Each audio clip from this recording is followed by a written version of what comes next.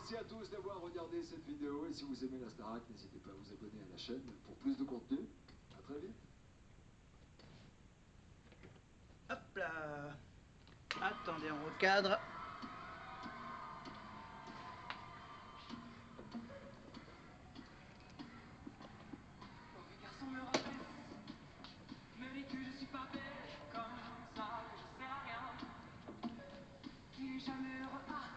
Voilà.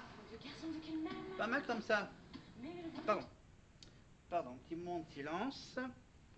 Juste pour vous dire que je vous fais un petit coucou depuis Aurillac dans le Cantal pour ma nouvelle vidéo ici dans mon appart. Alors il me faut hop la petite hop la lumière. Voilà. En fait il faudrait que je penche la tête comme ça. Voilà, pour que vous ne voyez pas le reflet sur mes lunettes. Alors j'ai plein de petites surprises. Voilà, j'ai deux petites surprises qui se cachent juste derrière moi. Voilà. Qui seront un peu les accessoires de mon fil rouge. Sur la Starac évidemment. Hein, évidemment je suis habillé Starac. Hop, ici.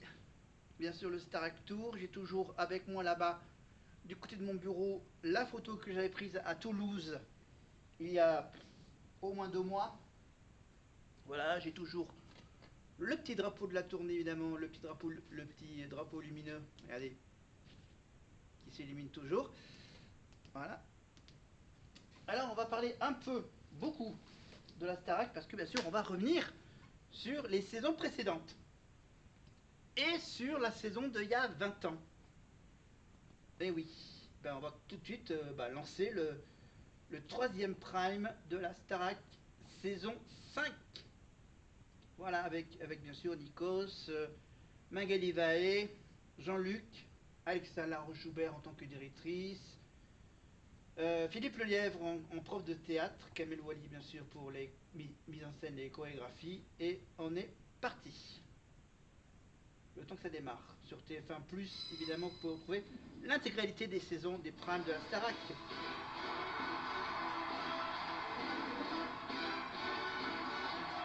Enfin, c'est le quatrième prime. Quatrième prime, mais c'est quand même le troisième prime, sans compter le premier qui était le lancement. On y va avec l'orchestre philharmonique, une spéciale orchestre philharmonique dirigée bien sûr par monsieur Mathieu Gonnet, évidemment. Et vous avez reconnu bien sûr la magnifique musique d'un des fameux films de James Bond.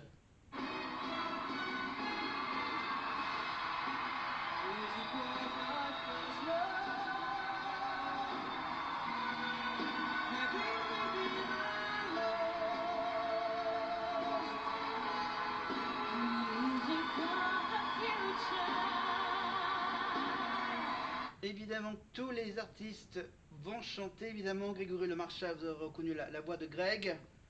Julie Zenati. Et bien sûr, la voix de Tina Arena.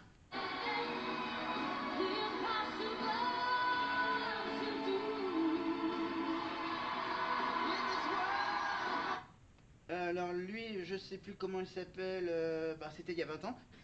Hein, voilà. Donc voilà, Grégory, bien sûr, qui est donc le... Non, c'est qui est... Bon, qui lui a invité. Voilà. Il était là pour le premier prime et il est là pour le quatrième prime. Alors l'invité d'honneur, apparemment, c'est celui qui est là depuis le tout début de la Starac. Florent Pagny, évidemment, il était le parrain de la toute première saison de la Starac. Il était là, évidemment, avec son ami Nikos Aliagas, avec bien sûr les caméras, les images de Jérôme Rouvon à l'époque. Tous, voici les invités qui vont épauler nos académiciens ce soir. Merci de les applaudir. Julie Zenati, Tina Arena, Daniel Potter, Grégory Lemarchal et monsieur Florent Pagny. Il y a plus de fans pour Grégory Lemarchal, mais bon, c'était, je rappelle, 1 an après sa victoire à la Starac. Du talent, de la performance vocale. Merci à tous d'avoir accepté cette invitation. Avec l'orchestre philharmonique. Et en plus, j'ai beaucoup aimé cette disposition avec bien sûr l'escalier qui permet bien sûr d'installer les musiciens sur toute la hauteur de la scène des marches des escaliers. La télé depuis quelques semaines. Ouais, mais t'as du talent et t'es là. Ah bah. Je ne suis pas un héros. La Star Academy 5 chante ce soir. Voici l'hymne, c'est parti.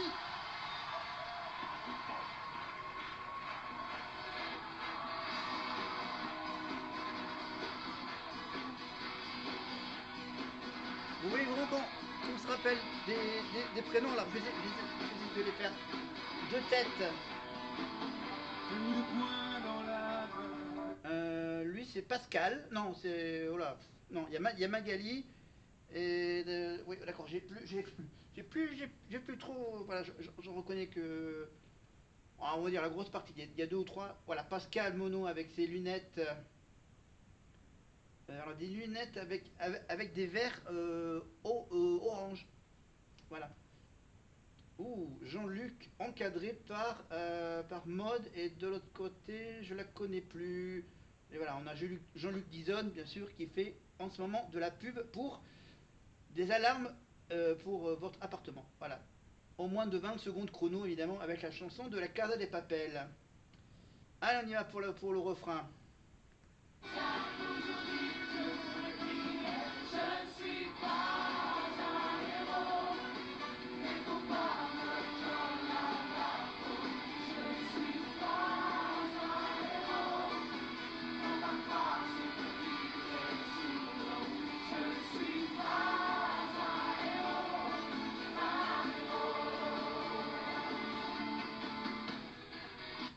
Voilà, parmi les autres élèves, on a bien sûr un certain Arnaud, Émilie Minacci, évidemment, pour la Réunion, Jérémy Châtelain, évidemment, qui va aller jusqu'en finale avec Magali Bae.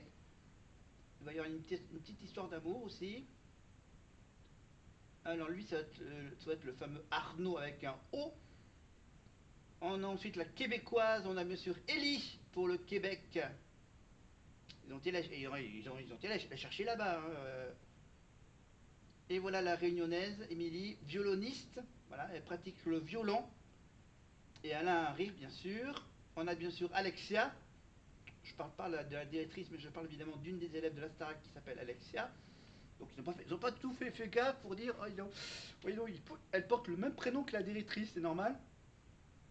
Et apparemment, dernière petite actualité toute récente, c'est qu'apparemment ils vont essayer de ne pas prendre des. Attention, je préviens à tous ceux qui vont s'inscrire pour l'année prochaine, tous ceux qui s'appellent Marine ou Pierre, ne vous inscrivez pas. Voilà. Pour pas qu'on vous confonde avec le Normand et la ch'tite d'Arras. Voilà. Parce qu'il faut pas mélanger. Pour le moment, ça va. Les gagnants, ils ont tous des prénoms différents. Donc voilà, si vous chantez vachement bien, que vous s'appelez Marine ou Pierre, voilà. Faites gaffe en vous inscrivant. Hein. Voilà, faites attention, hein. Parce que vous risquez d'avoir une concurrence à côté, là. Allez, j'arrête de parler de ça, mais on va parler, bien sûr, du début du prime avec le premier artiste. Avec un orchestre philharmonique, 60 musiciens aux côtés d'artistes de renom, c'est un privilège et aussi un énorme enjeu parce que nos élèves sont notés par leurs profs en direct après chacune de leurs prestations. Ce soir, la pression est également énorme. Alors là, bien sûr, alors la petite nouveauté, c'est... Alors j'ai trouvé ça sur internet, j'ai j'ai ça en ma possession. Ok, j'ai ça, j'ai aussi la même chose, mais pour la nouvelle saison. Voilà, saison dernière, nouvelle saison. À vous de voir. Voilà, bizarrement la caméra, elle me... Hop, je m'en rapproche. Ouais, hop, allez, blanc. Hop là, je deviens jaune. Voilà, hop, je les enlève, je les remets. Voilà, donc les... Voilà, faut que je me mette hors caméra. Attends, si je mets ça. D'accord, parce qu'en fait, la caméra, il s'adapte au truc que je présente. Voilà. Un livret bleu, et hop là, et ça devient tout de suite ambiance, ambiance jaune. C'est sympa. Voilà, donc, attends, faites gaffe, je sors le... Voilà, ce sont les petits journaux de bord. C'est... Alors, il faut aller sur le site internet sur un site internet où tu peux acheter ça. En fait, tu achètes ça, je crois que ça coûte 6 euros pour avoir le droit d'imprimer ce document. Un document qui permet, par exemple voilà, et oui, c'est que il n'y a pas la version de 2023, mais il n'y a que la version de 2024. La version de la saison précédente, tu as regardé. Voilà, je vous montre un exemple. Voilà, c'est carrément un journal de bord. Tu commences par, hop, t'as, voilà, bon, c'était l'année dernière, donc il y avait déjà la liste des profs, regardez. Allez, hop là, on vous met le petit diaporama des profs. Michael Goldman, Sophia, Marlène, Malika, Hugues pour le théâtre, Ladji pour le sport, Lucie et Fanny. Putain, j'ai la tête orange moi maintenant avec ça. Ah, ça devient normal. Et hop, la page suivante, les élèves. Voilà, les élèves. Donc, Maceo, Marine et Bonnie. Donc là, tu as juste les prénoms et leur âge. Et leur tête. Voilà. Donc, Maceo, 18 ans, Marine, 24 ans, et Bonnie, 19 ans, Paul, 23 ans, Charles, 18 ans, Julie, 19 ans, Maureen, 23 ans, Franck, 22 ans, Thomas, 21 ans, Maëlys, 23 ans, Maya, 21 ans, Marguerite, 23 ans, Noah, 20 ans, Emma, 22 ans et Ulysse, 24 ans. Allez, on se fait un petit crochet il y a 20 ans en arrière avec le fameux Florent Pagny. Jusqu'à bout de force, recours de son écorce, trempé le plus profond.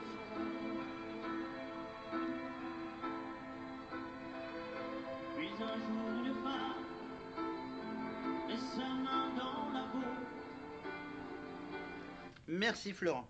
Mais nous, on continue à feuilleter ce journal de bord que vous pouvez télécharger pour un téléchargement payant, 6 euros. Voilà, pour avoir droit à ce magnifique document, magnifiquement mis en page. Voilà, une page pour marquer les pronostics, le gagnant, le carré final bien sûr pour les demi-finales. Et bien sûr, et là bien sûr, de quoi noter ceux qui d'après vous feront la tournée de la Starac. Voilà, ensuite bien sûr, évidemment, pour chaque prime, tu as la page principale du prime, le thème du prime, les moments forts que tu as retenus du prime, les nominés, bien sûr, les battles, évidemment, voilà, avec bien sûr un petit bilan. Voilà, la prestation que j'ai le plus aimé, la prestation que j'ai le moins aimé, mon candidat préféré. Voilà, et voilà, et tu peux aussi mettre une petite note en bas. Vous voyez la petite note sur 20 sur l'ensemble du prime, évidemment, et mettre la date du prime, jour, mois et année. Hein. Voilà. Ça va être un gros problème pour mes prochaines vidéos avec cette feuille. Donc après le premier prime, t'as bien sûr une page consacrée à la semaine au château. Voilà, la semaine 1. La semaine 1, donc tu notes les moments forts que tu as retenus. Voilà. Alors, ce que tu as aimé, ce que tu n'as pas aimé au niveau des évals. Voilà. Et après, dans le petit cadre, mon avis, voilà, je vous le mets ici. Il y a donc le premier de la classe, voilà, les candidats nommés, mes candidats favoris, et voilà, quel est pour toi l'événement de la semaine. Voilà, même chose pour les semaines suivantes. Prime 2, 3, 4, 5, 6, 7. Attends, il n'y avait pas... Si, non, semaine 2, semaine 5, 6, 7, 8, 9, 10. Ah non, t'as aussi la page où tu fais ton petit classement de la semaine. Allez. Voilà, la semaine où ils sont 15, ainsi de suite. Et quand tu arrives vers la fin, alors tu arrives en semaine 13, semaine prime 14. Ah ouais, d'accord, ça se termine bizarrement.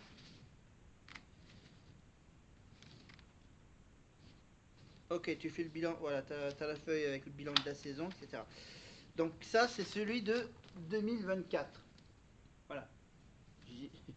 Ok, j'ai juste rajouté une petite reliure, évidemment, et un petit carton en fond de page. Pour celui de 2025, bon, quasiment la même couverture. Hein, voilà, mon journal de bord. Sauf que là, bien sûr, on passe directement au pronostic. Évidemment, les pronostics, les primes, c'est exactement la même mise en page. La semaine 1, prime 2, avec le classement de la semaine, évidemment. La semaine 2, et après, on va jusqu'à la fin. Alors, est-ce qu'à la fin, il y a un truc spécial? Classement de la semaine, 14, prime 15, prime 16, prime 17, bilan de la saison. Voilà, bilan de la saison, voilà, je vous le mets, c'est voilà, quelques lignes. Voilà, bon. C'est assez limité en nombre de lignes pour faire un bilan de la saison. Voilà pour ça.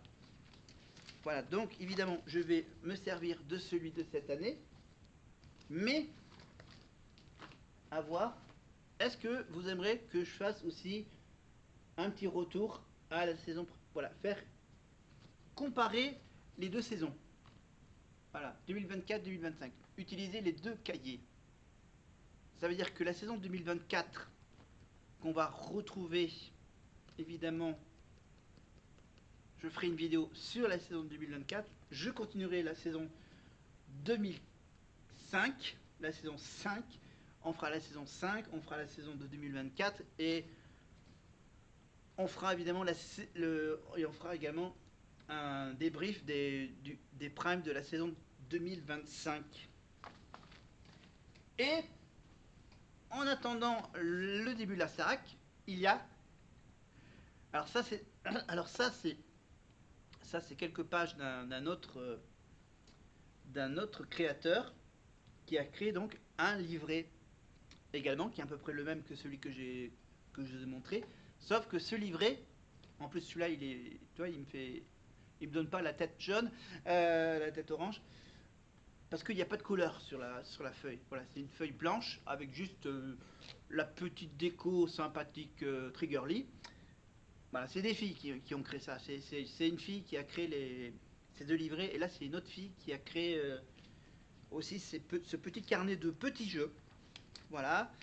Alors le petit jeu, donc il y a, voilà, les mots mêlés. Bon, ça je le ferai seul. Et ce qui est intéressant, c'est qu'on va s'amuser. On va s'amuser. Voilà, je m'amuserai également à retrouver les duos de la semaine des duos de la promo 2023. Alors là, je sais pas comment on va faire. Voilà, même chose pour la saison 2024, mais on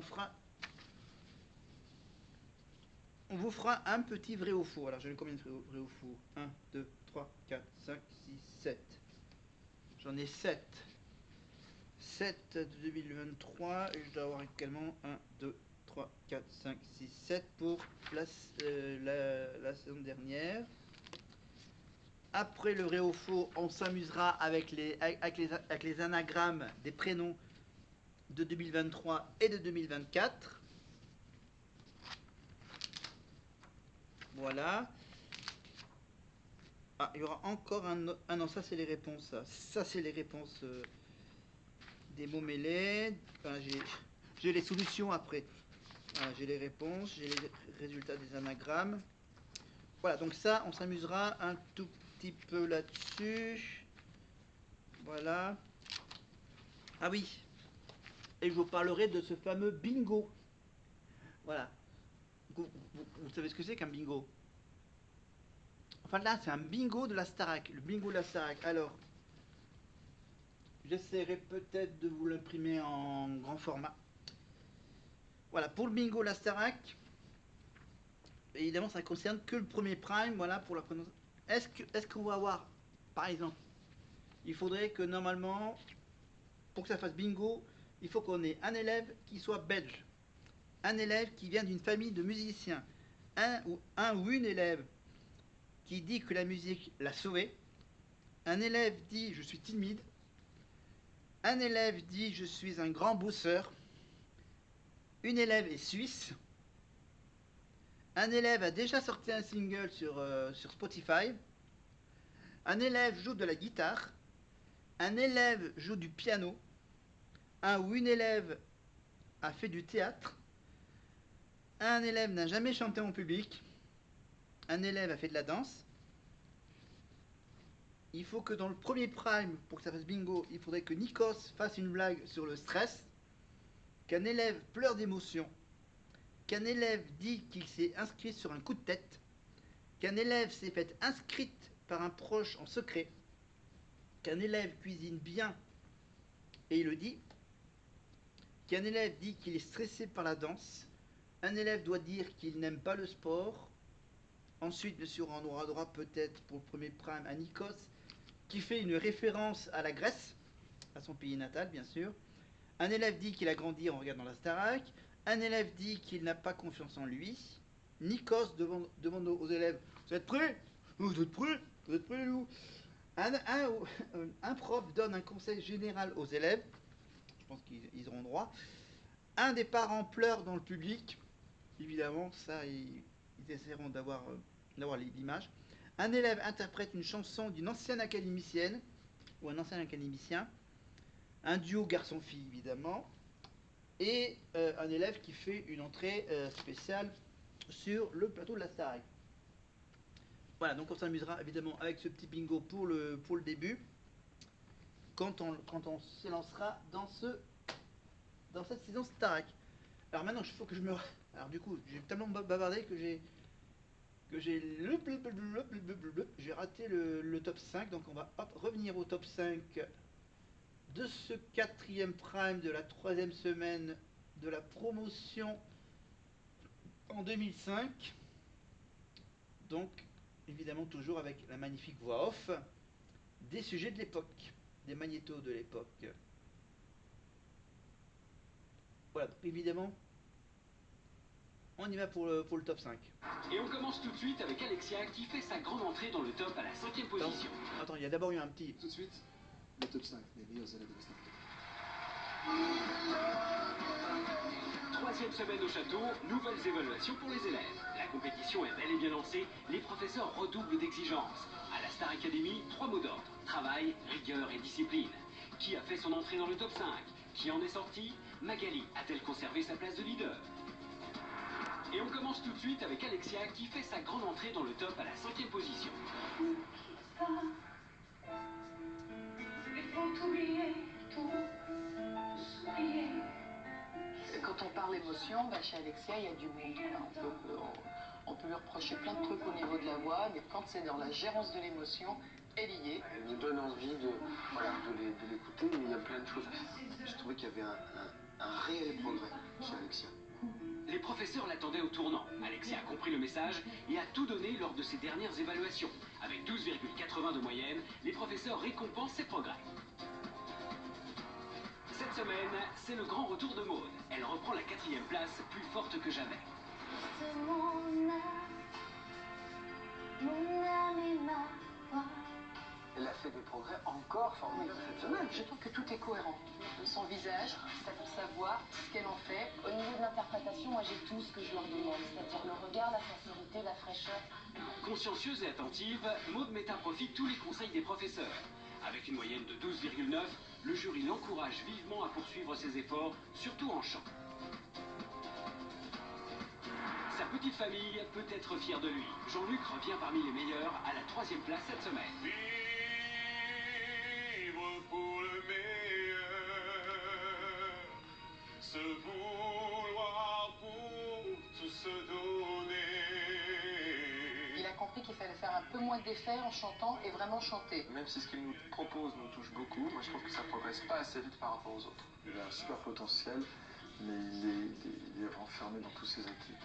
Beaucoup de talent, mais avec un 11 en expression scénique, Rafi lui recommande de se dévoiler davantage. Pour éblouir le jury, Jean-Luc doit maintenant effectuer un véritable travail sur lui-même. Elle était à la tête du top la semaine dernière, mais Magali a trouvé meilleure qu'elle. Elle joue d'une place et prend la 2e position. Ta chair contre ma chair, en ça je crois. C'est pas précis, c'est pas vraiment tout ce que je demande et tout, mais voilà, il y a une bonne implication. Ce qui est formidable, c'est que tout fait sens. C'est-à-dire que chaque son, chaque mot, chaque regard, tout est cohérent. C'est épouvantable de dire ça à une troisième évaluation, c'est qu'on s'y attend. Elle est à 150, elle est bonne, il n'y a plus de surprise. Moi, elle m'a donné énormément d'émotions, et l'émotion, ça ne s'apprend pas, quoi. Sa détermination et son énergie à toute épreuve séduisent toujours autant. Mais une prestation jugée en dessous lors du prime lui font perdre des points sur sa moyenne. Et c'est Émilie qui grimpe d'une place pour reprendre la tête du classement. Vivre pour le meilleur,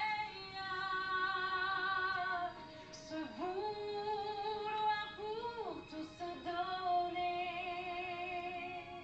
Je trouve que l'élève se transforme en artiste et j'adore. C'est pas du tout une danseuse et puis finalement, voilà, elle le vit tellement, elle est tellement en accord avec ce qu'elle fait que